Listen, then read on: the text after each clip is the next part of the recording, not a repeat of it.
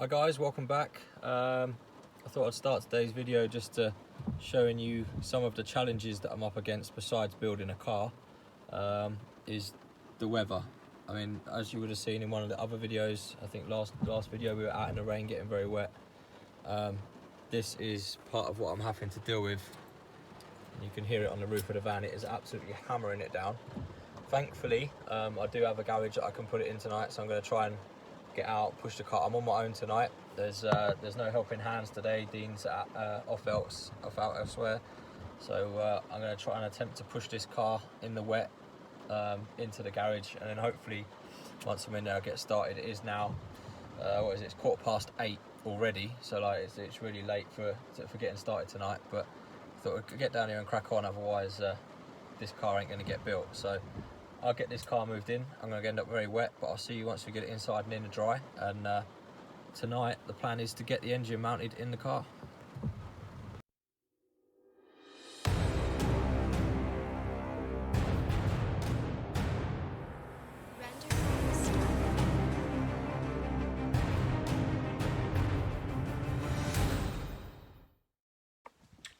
Okay, so we're now in the dry, in the light.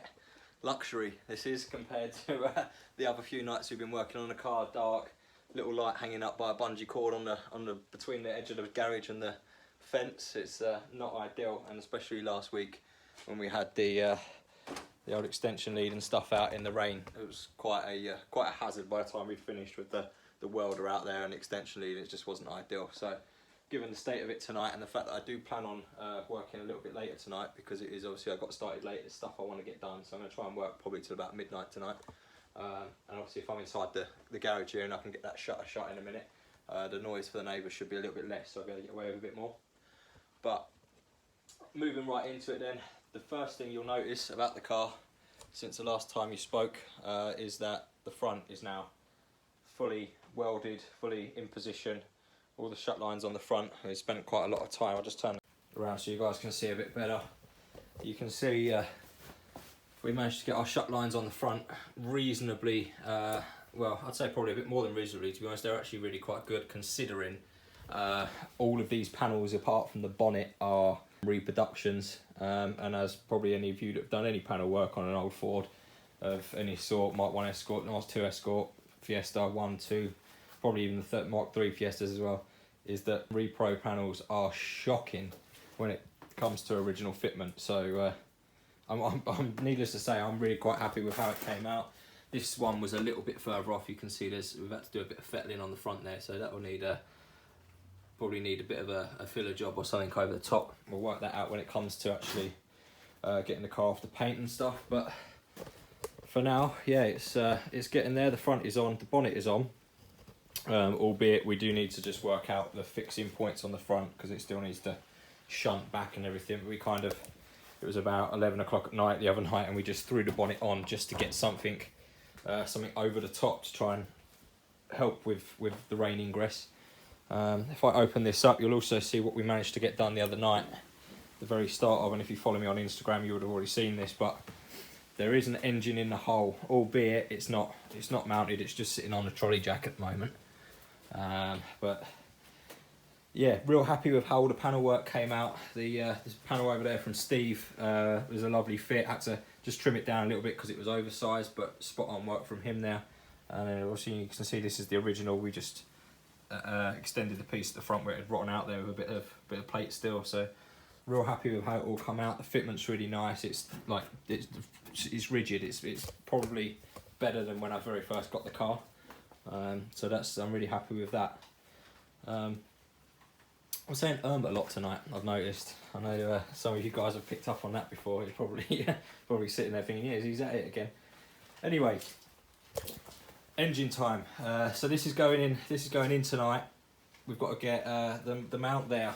I picked that up from David Andrews. Does a lot of stuff for the Z-Tech, which is nice.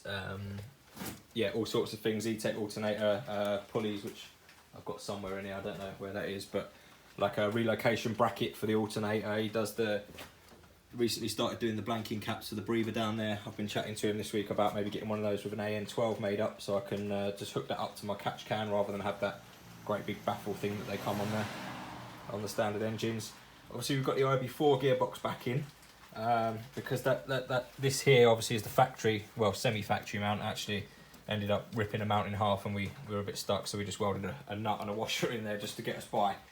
So that's the IB4s in there for now, because this is our governing point on this end. We're going to get the engine leveled up in place, clean down that turret and get the engine mount welded in on that end. Once that's welded in on that end, that gives us a governing point on the other side of the engine, obviously, so then we can whip the IB4 out, throw the Getrag 6, can't even say it now, throw the Getrag 6-speed box in, and then we can work out what we're doing with the mount there. There's a few different ways of doing it that I've seen people do, so I'm just going to kind of work out what works best for me and my end goal fitment, and what sort of other space I want in there for some future things that I've got planning in my head. So yeah, I'm going to stop rambling on now, and we're going to get down to it. So I'll probably throw this on a time lapse for the next sort of 10 minutes whilst I get this all lined up, and I'll catch you up when we're ready to start swapping things around.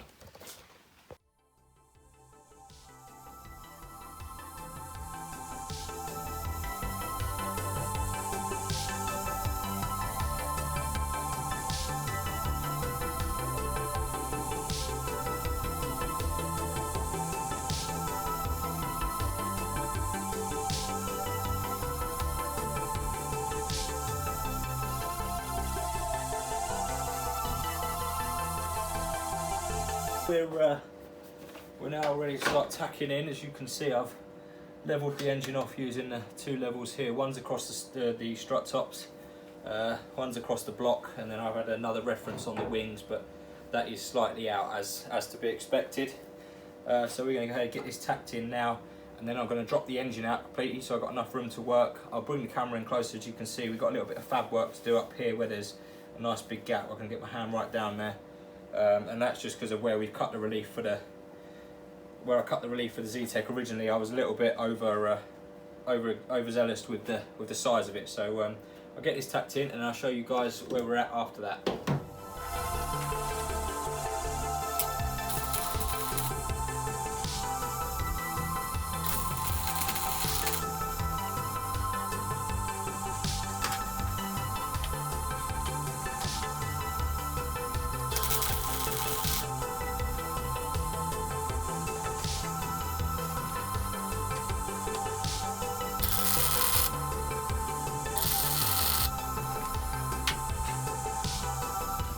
Right, let's get this engine out.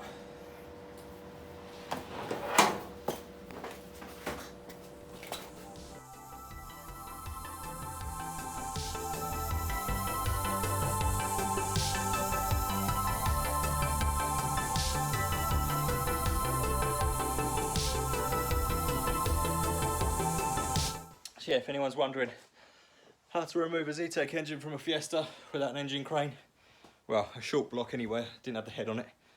That's how you do that. Oh, that's quite hard work actually on my own. When we put it in last time, I had Dean with me, it's alright, we could geezer on each end and threw it in, but on your own it's quite heavy to be honest. Right, okay, mount's in there now, so let me just throw the camera in there and you'll be able to see a little bit better of what I was trying to show you earlier with this gap here. Obviously you can see there's quite a large gap there, and that's because around again, I really need to get myself a GoPro and stop recording this on my iPhone, but there you go. Yeah, so you can see big gap there, and that's where we cut the relief in the chassis out, like you have to do for the clearance on the end pulley on the block. Obviously I at the time wasn't using this style of mount. I had a mount that was sitting on the wing and the engine was a little bit further forward, which for both reasons wasn't great, i.e. the wing's not structural, and the engine's further forward, which is never great for understeer, which I can see being a big issue. High powered front wheel drive car that weighs less than about 620 kilos, I think it weighs. So yeah, I'm going to go ahead and get this welded in real nice now, and then once that's done, we'll move on to putting the gearbox, the engine back in with the 6-speed box on, which will be fun. I'm sure you guys are going to love to watch that, watch me struggle like fuck with it. But yeah, let's crack on.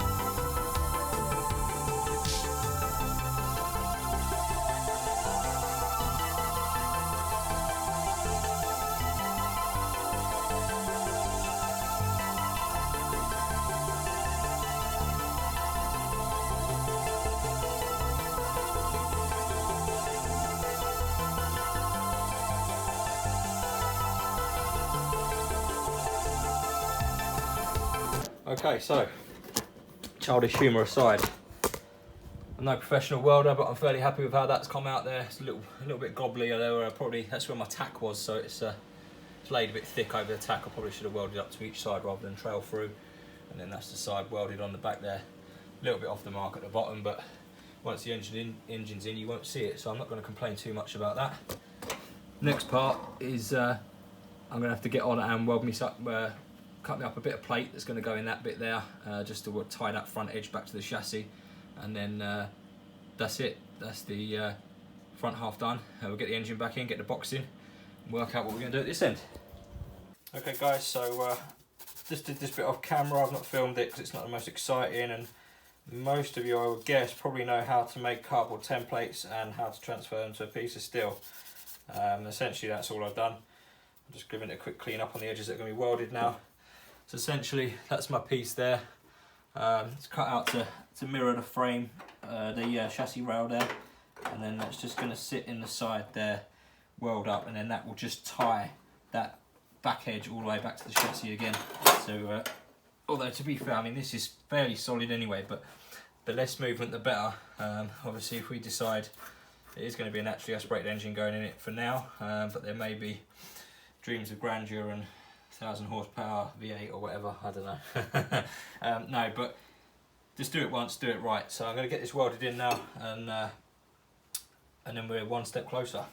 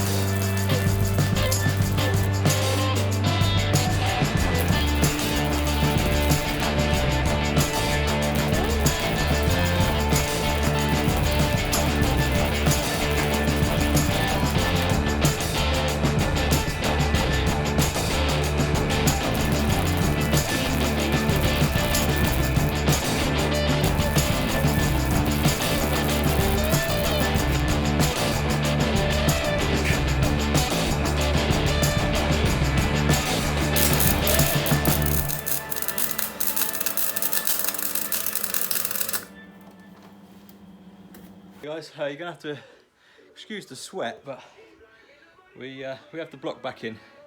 I actually ended up just manhandling it in the end, slid it under, jumped in the bay with it, and just lifted it onto that mount now.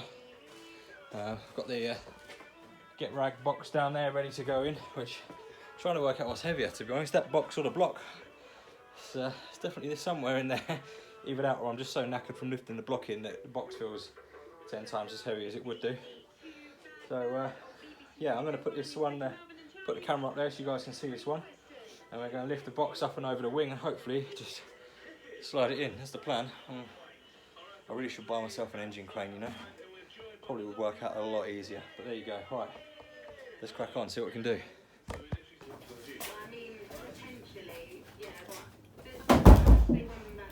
This is not a light gearbox, man.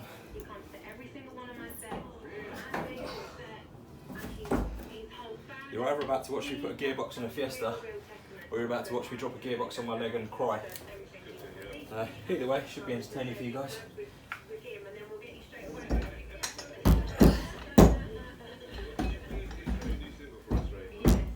going on, guys? My name is Ray, and this is my new single, Love Me Again, featuring Jess Glynn. 72 hours later. So, right, engine is in.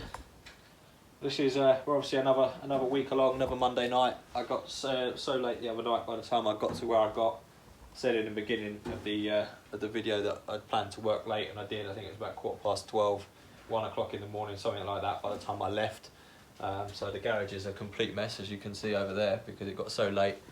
Just went home. So yeah, engine mount is in over there. You've seen all that. The gearbox is now in at this end. There's going to be some funny camera angles now, because between last week and this week I managed to drop my phone and now the back camera doesn't work, so everything's got to be done through the front camera. I have ordered a new phone, so that will hopefully be here in the next week or two, so hopefully we'll be back to normal business by then. But so I'll apologise for the camera angles, but I'll try my best. You can see the gearbox is in. It's really tight on this on this wing here. You can see it's gonna, to go all the way back, it's gonna kind of collide. So what we need to do, we've got loads of room over this end where I said before where the pulley was, the cutout for the pulley was, and said that now that the engine's in a better place, it's a little bit big. So we're gonna make use of that and move the engine over a little bit. I've just got to notch out the engine mount that David did for us, notch it out probably another 5 mil, so the whole engine slides over 5 mil, and then that'll give us the relevant room that we need. And then we're going to use the standard mount, cut the back off, see where that step is. We're going to cut that back step off, put the bolt back through the bottom, and then hopefully that's going to fit in there quite nicely. So we'll crack on. I can't do a time lapse obviously because the camera's busted, so I'll see you guys in a minute once we've got some progress. A few moments later. Okay guys, so we've got our mount and stuff in. I'll try and show you the best I can. You can see obviously we're using the standard ST170 mount on the gearbox there, and we've just kind of trimmed the back of it up a little bit. And then the idea is where we've trimmed the back of that up, I'll just get a piece of alley plate. Dean's just putting the head on there so we can make sure that our inlet and exhaust all fit in a nice position. The idea is we'll TIG weld a piece of alley plate in the back of that mount just to tie the back end together. And then we've started making up, doesn't look like much at the moment, but we've started making up a mount for the turret here. So this basically is going to fit on something like that. Still a bit more, sorry guys, this camera angle is shocking, drop the phone. Yeah, so it's going to tie in something like that. The idea is we'll have a similar style mount there. There'll be a bushing that goes in there between the top of that and the top of that, and this will all weld to the wing. Right, the head is on. We'll grab the intake and the exhaust, just throw that on and make sure it fits. Cool, okay guys, right, I've worked out if I hold my camera upside down, it actually doesn't do the funny weird shaky thing that it was doing earlier, so I can show you this properly now, which is nice. Dean is just holding it in place. You can see we just laid the head on the block there, obviously not tightened down, but we're a little bit tight on the trumpet front up the top here, but with some plans I've got in my head, that probably won't be an issue for very long. We've got our mount. I can show you this mount a bit better now. Obviously Dean's just holding it. If I hold the block there, that's it. If you let go of the gearbox, Dean. Gearbox mount there, you can see that a bit better from this angle, how it's going to work. Obviously it just needs a bit of tidying up and a bit more TLC on it, getting things in the right place. The cables for the shift linkage, a bit shadowy down there, just about clear the rack. The diff housing and everything clears quite nicely. Can we take it from this side? Yeah, if I just pass the camera to Dean, he'll be able to show you the. So these are our two holes here for our linkage cables, which obviously go onto here and here. Ignore that, it's a clutch linkage, we don't need that anymore, it's gone. We've got a nice bit of clearance just down, take that mount off from it, on the wing there, where we just shunted the engine over 5-6 mil, which is always a winner.